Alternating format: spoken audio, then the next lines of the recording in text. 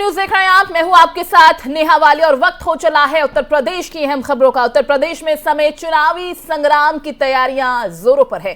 सभी सियासी दलों के नेता अपनी पार्टी के प्रत्याशियों के लिए प्रचार करने में जुटे हैं और विधानसभा चुनाव के बीच अखिलेश और जयंत नोएडा बुलंदशहर में आज अपने प्रत्याशियों के लिए संयुक्त प्रचार करेंगे। अखिलेश यादव और जयंत चौधरी प्रेस कॉन्फ्रेंस करने के बाद लोगों से संपर्क करेंगे। पूर्व मुख्यमंत्री समाजवादी पार्टी के उम्मीदवारों के लिए बुलंदशहर और सिकंदराबाद का दौरा करेंगे और आगे वो गौतम बुद्ध नगर जिले के दादरी विधानसभा सीट के इलाके में दाखिल होंगे। दादरी में उम्मीदवार राजकुमार भाटी के लिए चुनाव प्रचार करेंगे। नोएडा में सपा प्रत्याशी सुनील चौधरी के लिए लोगों से वोट मांगेंगे। तो कह सकते हैं कि बुलंदशहर में आज सियासी दिग्गजों का जमावड़ा लगेगा। इसी पर पूरी बातचीत के लिए विस्तार से समझने के लिए एफएम न्यूज के वरिष्ठ कार्यकारी संपादक का रुख कर लेते हैं। अनिल मिश्रा जी हैं हमारे साथ।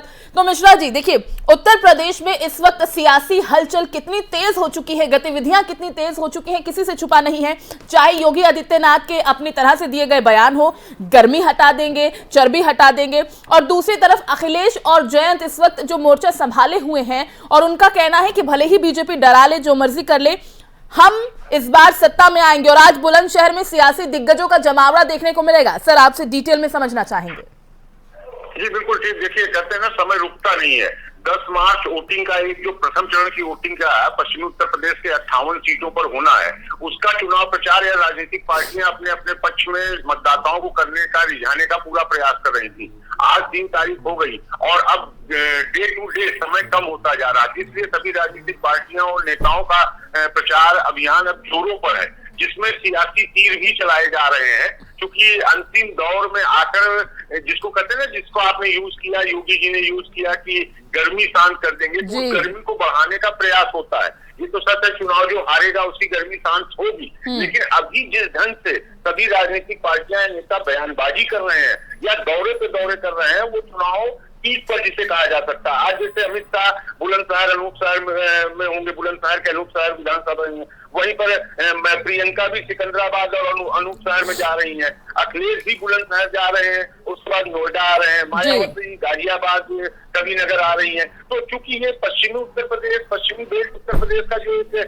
सबसे ज्यादा चर्चा का केंद्र बना रहा, किसानों के कारण किसान आंदोलन जिस तरह से उसमें किसान शरीक हुए थे, और आज की डेट में भी किसान कहीं न कहीं सरकार से नाराज है क्योंकि उनसे किए गए वादे पूरे नहीं किए गए हैं। तो वो सरकार पूरा प्रयास कर रही है कि हम उनकी नाराजगी किसी तरह दूर करके अपने पाले में उनको ला सके। लेकिन उलट वहीं पर अखिलेश यादव या जयंत, जो कि एक गठबंधन किए हैं, जिसको तोड़ने का प्रयास अमित शाह ने अपने चुनावी जो एक प्रयास प्रारंभ किया था, उसमें उन्होंने 253 जाटों को बुला के जिस ढंग से दिल्ली में मीटिंग की और उसमें जाट और हिंदू को जोड़ने का प्रयास किया, मुगलों के खिलाफ या एक वर्ग के खिलाफ जिस ढंग से बातें कही गई, तो उसमें कहीं न कहीं एक संदेश देने का प्रयास था बीजेपी का। और खासकर जयंत चौधरी को जिस ढंग से कि चाहे चुनाव के पहले या चुनाव के बाद हमारी पार्टी से गठबंधन कर सकते हैं, उनके लिए दरवाजे खुले हैं। तो ये एक जो संकेत था, जैसा कि आरएलडी के लिए कहा जाता है, अजीत सिंह हमेशा चुनावी एक मौसम वैज्ञानिक कहलाते थे कि वो मौका देखकर कब कहाँ चले जाएं जहां सत्ता होती है। तो एक अखिलेश के मन में भी कहीं न कहीं डर है कि ऐसा न हो कि जयंत भी चुनाव के पहले या चुनाव के बाद कहीं पासा पलट दे। इसलिए अगर आप पिछले 5 दिनों में देखें तो अखिलेश पूरे टाइम जयंत को अपने साथ लेकर, खासकर पश्चिमी उत्तर प्रदेश में जाट बाहुल क्षेत्र में हर मंच पर उनको अपने साथ रख रहे हैं और वही कस्में, वही वादे निभाने का अपनी तरफ से और जयंत की तरफ से दिलाने का प्रयास कर रहे हैं, जिससे जाट बहुमत जो सीटें हैं वहां पर जाटों में एक विश्वास जगे और ये सपा रालोद के गठबंधन के साथ वो आने का एक जो उनको प्रयास है उसमें वो सफल हो जाए। चलिए मिश्रा जी, बहुत शुक्रिया आपका इस तमाम जानकारी के लिए। तो आपको बता दें कि जिस तरह से किसानों का जिक्र मिश्रा जी भी करते नजर आए कि कोशिश की जा रही है कि जाटों को अपने साथ लेकर आया जाए, क्योंकि बहुत बड़ा उनका एक वोट कीमती है इस वक्त उत्तर प्रदेश की सियासत अपने नाम करने के लिए। तो ऐसे में किसानों को लुभा पाएगी बीजेपी या नहीं, या अखिलेश यादव अपनी पार्टी की तरफ से जो तमाम ऐलान उनके लिए कर रहे हैं उनसे उन्हें साधने की कोशिश जो की जा रही है उसमें कामयाब हो पाएंगे या नहीं, वो आने वाले नतीजे ही बता पाएंगे। बढ़ते हैं आगे। और पश्चिमी यूपी के चुनावी प्रचार के माहौल में गर्मी बनी हुई है। पश्चिमी यूपी में बीजेपी तो कुंडली मारकर बैठ गई है, ऐसा कह सकते हैं। बड़े बड़े नेता यहां प्रचार के लिए मैदान में डटे हुए हैं। बीजेपी की तरफ से पार्टी के चाणक्य कहे जाने वाले अमित शाह गुरुवार को बुलंदशहर और गाजियाबाद में प्रचार करेंगे। दोनों जगहों पर अमित शाह जनसभा और डोर टू डोर कैंपेन करेंगे। इससे पहले बुधवार को बदायूं में अमित शाह ने डोर टू डोर कैंपेन किया, लोगों के बीच भाषण दिया। तो पहली बार 2022 के चुनावी प्रचार में बजरंग बली को लेकर वो आए। अमित शाह ने कहा कि यूपी में अब कोई बाहुबली नहीं है, सिर्फ बजरंग बली है। विपक्ष के शासन में हर जिले में एक बाहुबली, एक माफिया होता था, अब कोई बाहुबली नहीं है, अब है तो सिर्फ बजरंग बली। अमित शाह ने दावा किया कि बुआ बबुआ की सरकार में यूपी गुंडाराज का गुलाम थी। अब शाह ने कानून व्यवस्था को पटरी पर लाने के लिए योगी सरकार की पीठ भी थपथपाई है। तो कहीं ना कहीं सीधे सीधे निशाना भी साध रहे हैं और बीजेपी की तरफ से कह सकते हैं कि अमित शाह ने अब कमान संभाल ली है।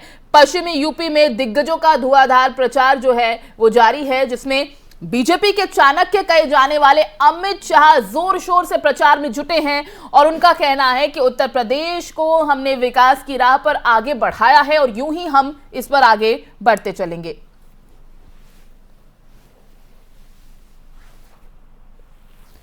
बीजेपी से अश्विनी उपाध्याय साहब हमारे साथ हैं। सर, बहुत बहुत स्वागत है FM न्यूज में आपका।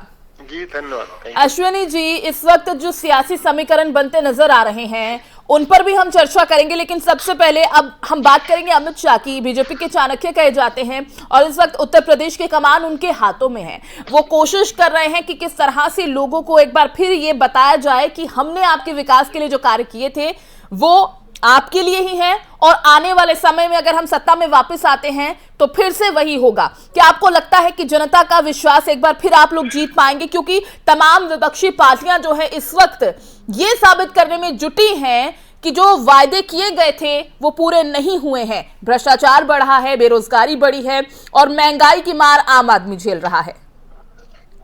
देखिए, यूपी में मतदाताओं को अच्छी तरीके समझ में आ गया है कि ये बुआ, बबुआ और बेबी, ये तीनों लड़ तो अलग अलग रहे हैं, लेकिन इनका उद्देश्य बाबा को हटाना है। और बाबा को हटाने के लिए ये बुआ, बबुआ और बेबी फिर से एक हो जाएंगे। ये जनता अच्छी तरीके समझ चुकी है। और जनता ये भी जानती है कि बाबा ने तो माफियाओं को खदेड़ा है, बाबा ने माफियाओं के घर पे बुलडोजर चलाया है और ये बेबी, बबुआ और बुआ माफियाओं को घर में बुला के पूड़ी हलवा खिलाएंगे। सब जनता ये भी जानती है कि जब से बाबा आए हैं 5 साल में, गुंडे, माफिया, जिहादी, अलगाववादी, पलायन करने वाले ये खुद ही पलायन कर गए हैं। बात अगर इसमें से अगर ये बेबी, बबुआ और बुआ आ गए तो फिर से पलायन शुरू होगा, फिर से गुंडा राज उपाध्याय साहब, लेकिन अखिलेश यादव तो हर मंच से अपनी आवाज मुखर करते हैं और यही कह रहे हैं कि भ्रष्टाचार अपने चरम पर है, महंगाई अपने चरम पर है, अपराध बढ़ा है, महिलाएं सेफ नहीं हैं और इन तमाम मुद्दों को लेकर इस बार बीजेपी को पूरी घेरने की उनकी तैयारी है। जयंत और अखिलेश साझा प्रेस कॉन्फ्रेंस में भी इन्हीं मुद्दों को उठाते हैं। सर, नहीं, वो उठा तो रहे, लेकिन कथनी और करनी में तो देखना पड़ेगा ना। जनता अब केवल कही हुई बात नहीं मानती है, जनता अब कथनी और करनी को देखती है। आम जनता को पता है कि मुख्तार अंसारी को जेल से कौन डरता है और कौन डराता है। सबको पता है कि बाबा ने मुख्तार अंसारी की कमर तोड़ रखी है और ये बुआ, बबुआ या बेबी आ गए तो ये मुख्तार अंसारी को घर में बुला के उसको जो है बढ़िया खाना खिलाएंगे। सबको पता है कि बाबा के कारण आज mafia don Atiq Ahmed UP के बाहर है, अहमदाबाद जेल में उसको ठूसा गया है। सबको पता है अफजाल अंसारी, मुख्तार अंसारी या जितने नाहिद हसन टाइप के जितने लोग थे सब आज जेल के अंदर हैं। ठीक है, ठीक है अश्विनी साहब, यानी आपकी बातों से जो हम समझ पाए मोटा मोटा कि आपका कहने का यही मतलब है कि कथनी और करनी में फर्क है और बीजेपी ने जो वायदे किए थे वो पूरे किए हैं। खैर, देखने वाली बात होगी कि जनता इस बार कितना विश्वास एक बार फिर बीजेपी पर जताती है। बहुत बहुत शुक्रिया आपका हमारे साथ बातचीत के लिए। तो पश्चिमी यूपी में दिग्गजों का धुआंधार प्रचार जारी है। अमित शाह ने कमान संभाल ली है और इससे पहले बदायूं भी वो पहुंचे, जहां पर उन्होंने घर घर जाकर लोगों से बातचीत की, वोट की अपील करते नजर आए। उत्तर प्रदेश विधानसभा चुनाव के बीच उठापटक का भी दौर जारी है। उत्तर प्रदेश चुनाव में कांग्रेस ने पूरी ताकत झोंक दी है। कांग्रेस महासचिव प्रियंका गांधी ने खुद इसकी कमान संभाल रखी है। इसी क्रम में कांग्रेस महासचिव प्रियंका गांधी उत्तर प्रदेश के सिकंदराबाद में चुनाव प्रचार करने पहुंचेंगी। यहां घर घर जाकर लोगों से वोट भी मांगेंगी और इतना ही नहीं, प्रियंका गांधी अनूप शहर में भी प्रचार करने पहुंचेंगी। प्रियंका सियाना में घर घर जाकर लोगों से पार्टी के पक्ष में वोट की अपील करेंगी। और मुख्यमंत्री योगी आदित्यनाथ शुक्रवार को गोरखपुर शहर विधानसभा क्षेत्र से अपना नामांकन पत्र दाखिल करेंगे। इसी दौरान उनके साथ केंद्रीय गृह मंत्री अमित शाह, केंद्रीय मंत्री धर्मेंद्र प्रधान और पार्टी के प्रदेश अध्यक्ष स्वतंत्र देव सिंह भी रहेंगे। सीएम योगी गुरुवार को गोरखपुर पहुंचेंगे। नामांकन दाखिल करने से पहले महाराणा प्रताप इंटर कॉलेज मैदान में कोविड प्रोटोकॉल के तहत एक बैठक को संबोधित करेंगे। बीजेपी के मीडिया प्रकोष्ठ के प्रभारी ने बताया कि मुख्यमंत्री पार्टी पदाधिकारियों और बूथ अध्यक्षों के साथ बैठक करेंगे और सीएम गोरखपुर क्लब में मतदाता जागरूकता सम्मेलन को भी संबोधित करेंगे।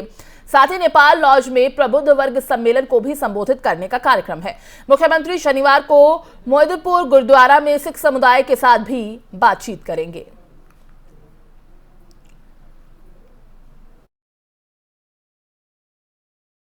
और उधर लखनऊ के सरोजनी नगर से बीजेपी प्रत्याशी राजेश्वर सिंह ने सीएम योगी आदित्यनाथ से मुलाकात की। कहा कि एक शिष्टाचार भेंट थी। बताते चले कि राजेश्वर सिंह ईडी के पूर्व ज्वाइंट डायरेक्टर हैं, जिन्होंने बीजेपी का दामन थामा और पार्टी ने उन्हें लखनऊ की सरोजनी नगर मैदान से उतारा है।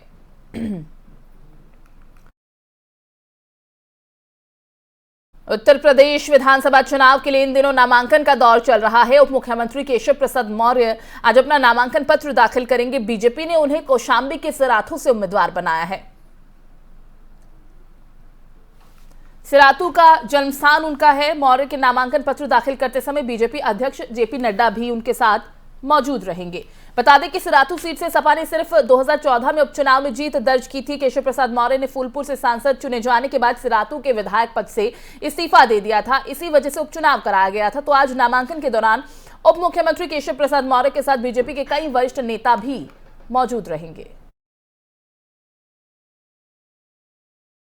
मेरठ मंडल की सभी विधानसभा सीटों को साधने के इरादे से बसपा सुप्रीमो मायावती गाजियाबाद के खवीनगर स्थित रामलीला मैदान की चुनावी जनसभा को संबोधित करेंगी। मंडल के सभी उम्मीदवारों ने इसके लिए अपनी ताकत लगानी शुरू कर दी है। आगरा में जनसभा से आगाज कर मायावती ने अब एनसीआर पर फोकस कर दिया है और इसी कड़ी में गाजियाबाद में जनसभा आयोजित की जा रही है। मायावती वहां बसपा के कामों को गिनाएंगी, चाहे गौतम बुद्ध नगर को नया जिला बनाने की बात हो या महात्मा गौतम बुद्ध विश्वविद्यालय का गठन।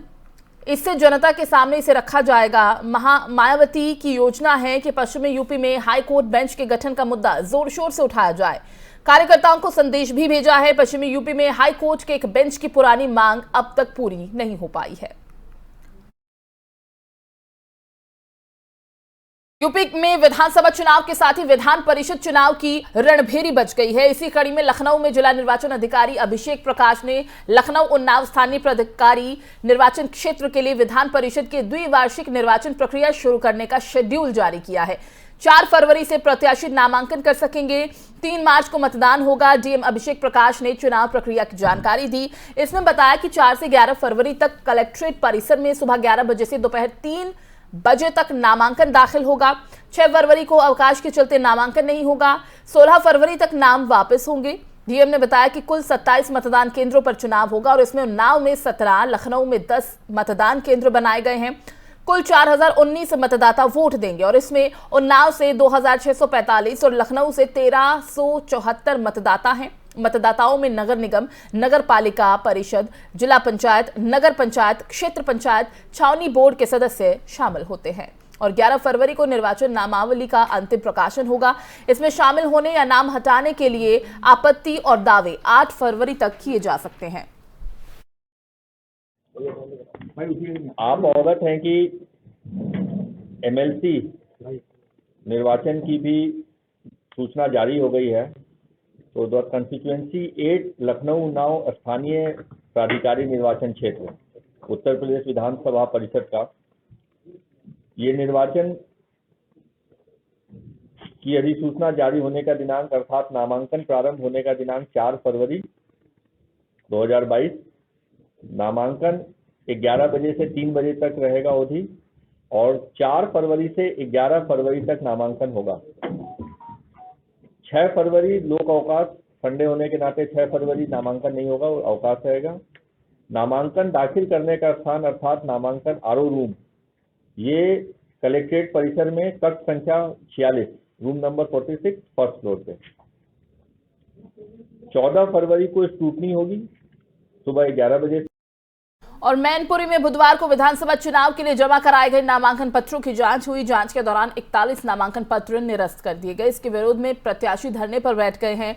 लोकतंत्र की हत्या का आरोप लगाते हुए नारेबाजी की। बताते चले जिले की 4 विधानसभा सीटों के लिए अंतिम दिन तक 63 नामांकन पत्र जमा हुए थे। नामांकन पत्रों की जांच हुई, जिसमें नव लोक समाज पार्टी, आम आदमी पार्टी और सर्व समाज पार्टी निर्दलीय प्रत्याशियों के 41 नामांकन पत्र नामांकन शपथ न लिए जाने के चलते खारिज कर दिए गए। इसके विरोध में सर्व समाज पार्टी के प्रत्याशी सुनील कुमार मिश्र कलेक्ट्रेट में पंडाल के पास तिरंगा और प्रस्तावकों के साथ धरने पर बैठ गए हैं। प्रशासन पर लोकतंत्र की हत्या करने और एक प्रत्याशी के दबाव में नामांकन पत्र निरस्त करने का आरोप लगाते हुए नारेबाजी की। इसके बाद पुलिस कर्मियों ने उनको वहां से हटाया तो वो पानी की टंकी के पास फर्श पर धरने पर बैठ गए। और इसी दौरान मौजूद उप जिला निर्वाचन अधिकारी रामजी मिश्र ने बातचीत की, जिसके बाद ये प्रशासन पर मनमानी का आरोप लगाते हुए अपने घर वापस चले गए। उत्तर प्रदेश की खबरों में फिलहाल बस इतना ही। बाकी खबरों के लिए आप देखते रहिए FM न्यूज़। दीजिए इजाजत, नमस्कार।